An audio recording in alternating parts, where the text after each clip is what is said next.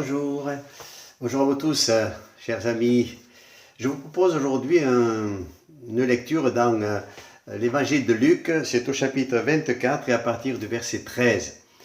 Voilà, c'est l'histoire des deux disciples d'Emmaüs. Peut-être pour quelques-uns vous connaissez déjà ces passages, mais nous allons nous arrêter quelques instants sur le témoignage de ces deux hommes qui ont fait une belle expérience d'un état de tristesse qui envahissait leur cœur. Ils sont passés à une immense joie, celle de reconnaître le Seigneur. Et voyez-vous, il est bon de reconnaître le Seigneur dans notre vie tel qu'il mérite d'être connu. Le texte dit au verset 13, « Et voici ce même jour, deux disciples allaient à un village nommé Emmaüs, éloigné de Jérusalem de 60 stades. Et ils s'entretenaient de tout ce qui s'était passé. Pendant qu'ils parlaient et discutaient, Jésus s'approcha et fit route avec eux, mais leurs yeux étaient empêchés de le reconnaître. Il leur dit, « De quoi vous entretenez-vous en marchant ?» Et ils s'arrêtèrent l'air attristés. L'un d'eux, nommé Cléopas, lui répondit, « Es-tu le seul qui, séjournant à Jérusalem, ne sache pas ce qui est arrivé ces jours-ci ?» Quoi leur dit-il? Et ils lui répondirent, « Ce qui est arrivé au sujet de Jésus de Nazareth, qui était un prophète puissant en œuvre et en parole devant Dieu et devant tout le peuple. Et comment les principaux sacrificateurs et nos magistrats l'ont livré pour le faire condamner à mort et l'ont crucifié. Nous espérions que ce serait lui qui délivrerait Israël. Mais avec tout cela, voici le troisième jour que ces choses se sont passées. Il est vrai que quelques femmes d'entre nous ont fort étonnés, s'étant rendues de grand matin au sépulcre, et n'ayant pas trouvé son corps, elles sont venues dire que des anges leur sont apparus et ont annoncé qu'il est vivant. Quelques-uns de ceux qui étaient avec nous sont allés au sépulcre et ils ont trouvé les choses comme les femmes l'avaient dit, mais lui, ils ne l'ont point vu. Alors Jésus leur dit, « Ô hommes sans intelligence et dont le cœur est lent à croire ce qu'ont dit les prophètes, ne fallait-il pas que le Christ souffre ces choses et qu'il entre dans sa gloire ?» Et commençant par Moïse et par tous les prophètes, il leur expliqua dans toutes les Écritures ce qui le concernait. Lorsqu'ils furent près du village où ils allaient, il parut vouloir aller plus loin, mais ils le pressèrent en disant « Reste avec nous, car le soir approche et le jour est sur son déclin. » Et il entra pour rester avec eux. Pendant qu'il était à table avec eux, il prit le pain et après avoir rendu grâce, il le rompit et le leur donna. Alors leurs yeux s'ouvrirent et ils le reconnurent, mais il disparut de devant eux. Et ils se dirent l'un à l'autre, « Notre cœur ne brûlait-il pas au-dedans de nous lorsqu'il nous parlait en chemin et nous expliquait les Écritures. » Amen. Voyez-vous, mes amis, c'est ce qui se passe dans notre vie quand nous sommes au contact de la parole de Dieu, quand nous sommes dans la présence du Seigneur. Alors le Seigneur est avec nous. Nous voulons nous rappeler cette parole de Jésus qui dira que là où deux ou trois sont assemblés en mon nom, Jésus dira « Je suis au milieu d'eux ». Et le Seigneur est présent. Bien sûr, quand nous sommes chez nous, nous sommes seuls, nous sommes peut-être pas deux ou trois, mais le Seigneur est là, il est présent. Il est présent parce que nous l'aimons, nous aimons cette présence. Il est présent parce que nous ouvrons sa parole. Il est présent parce que nous le prions et nous aimons cela. Nous aimons à nous retrouver. C'est pas parce qu'en ce moment on peut se retrouver tout en faisant attention. Je crois que c'est vrai qu'il est bon d'être prudent avec tout ce qui se passe aujourd'hui, mais quand on se retrouve dans la maison du Seigneur, c'est une chose merveilleuse que de pouvoir être au contact de Dieu, au contact de la prédication de l'Évangile. Lorsque nous nous retrouvons, nous prions ensemble. Mes amis, tout cela, eh bien, ce sont les éléments qui font que notre cœur, il brûle. Parce que Jésus est là, l'Esprit de Dieu est là. Et peut-être as-tu besoin de revivre ces choses. Peut-être, mon frère, ma sœur, as-tu besoin aussi que ton cœur brûle à nouveau. Alors je crois que ce qui est important, c'est de connaître et de reconnaître le Seigneur tel qu'il est. Nous savons que Dieu, c'est un Dieu d'amour. Nous savons que Dieu, c'est un Dieu qui est éternel. Et les promesses qu'il nous a dites dans sa parole, tout ce qu'il voudrait encore nous rappeler aujourd'hui, ce sont des réalités, ce sont des choses qui ont des répercussions non pas que dans un temps présent ici-bas, c'est une chose excellente, mais mes amis, les répercussions de cette présence de Dieu dans notre vie ont une dimension éternelle. Que Dieu soit béni. Voyez, ces deux disciples d'Emmaüs, ils n'étaient pas au début dans ce cas de figure. C'est à la fin que leur cœur a brûlé. Parce que quand ils ont pris le pain et le vin avec le Seigneur, ils ont reconnu Jésus. Mes amis, un jour quelqu'un me disait, c'est parce que Jésus avait une façon particulière de rompre le pain.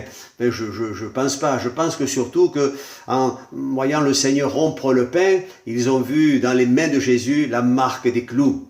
Et là, ils se sont rappelés alors les paroles de Jésus. Et le désespoir qui avait envahi leur cœur a été vite balayé. Vous avez remarqué au début, quand Jésus se présente à côté d'eux, ils sont tout tristes et Jésus leur dit, mais qu'est-ce qui se passe? Pourquoi vous êtes aussi attristés? Alors ils vont dire à Jésus, mais n'es-tu pas au courant? S'il y en a un qui est au courant, c'est bien le Seigneur, mes amis, parce qu'il est question de lui ici. Tu n'es pas au courant, nous pensions qu'il délivrerait Israël, nous espérions que, souvent on espère des choses, il faut espérer dans le Seigneur, il faut espérer dans sa parole. Ne soyons pas uniquement que dans un certain, je dirais, espoir. Je crois qu'il y a une différence entre l'espoir et l'espérance. L'espoir, on le place dans des choses souvent qui sont visibles. Et quand on ne voit plus rien, c'est l'échec. Il n'y a plus d'espoir.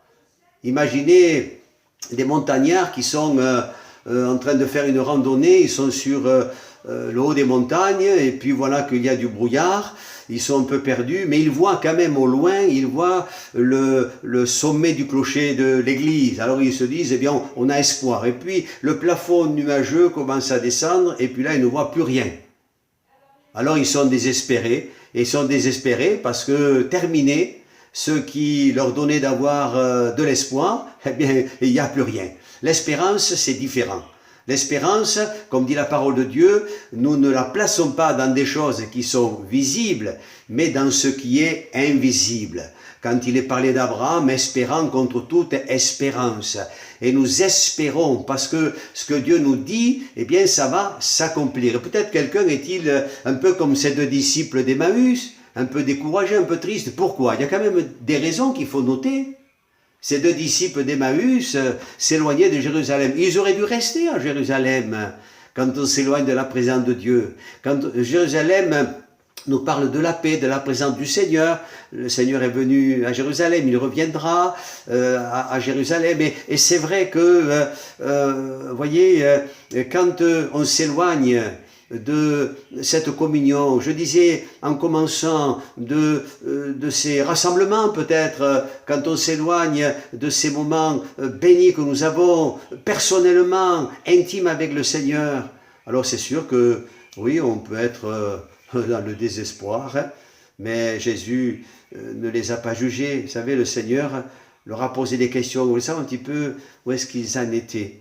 Et le Seigneur va leur dire, mais vous avez le cœur dur, vous êtes lents à comprendre, ô homme sans intelligence, ô homme sans intelligence. Alors il va leur rappeler, vous savez, la patience du Seigneur. Il me semble que je vois un petit peu cette scène, ils sont là, tous les trois, et puis le Seigneur commence à expliquer l'Ancien Testament, comme le dit le texte, les livres Moïse, les prophètes, voyez, et il va rappeler toutes ces paroles qui le concernent, concernant sa venue, concernant donc les prophéties et concernant sa mort. Et il le dira, mais il fallait que je meure, mais il fallait aussi que je rentre dans la gloire. Alléluia. Alors peut-être quelqu'un est-il un petit peu dans cet état d'esprit. Eux, ils ont dit, on pensait qu'il délivrerait. Il y a des fois des choses que l'on pense.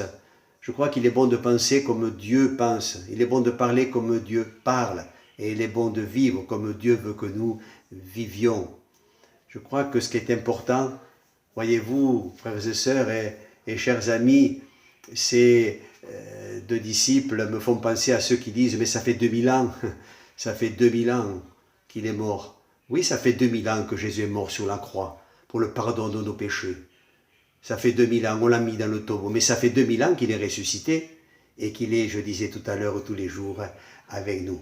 Alors ne nous éloignons pas de Jérusalem, de la présence de Dieu. ouvrons notre cœur. Et si c'est nécessaire, mais je crois que ça l'est, que Dieu nous renouvelle dans notre intelligence spirituelle. Alléluia. Et puis que le feu brûle à nouveau dans notre cœur. Peut-être c'est le cas de quelques-uns ce matin. Et cela peut nous arriver. Cela peut nous arriver. Mais le Seigneur est là pour souffler. Peut-être sur quelques braises, là encore, ici ce matin. Et il veut ranimer la flamme dans ta vie. Que le Seigneur te bénisse. Je veux terminer ici ce simple message et t'encourager. Reconnais Jésus.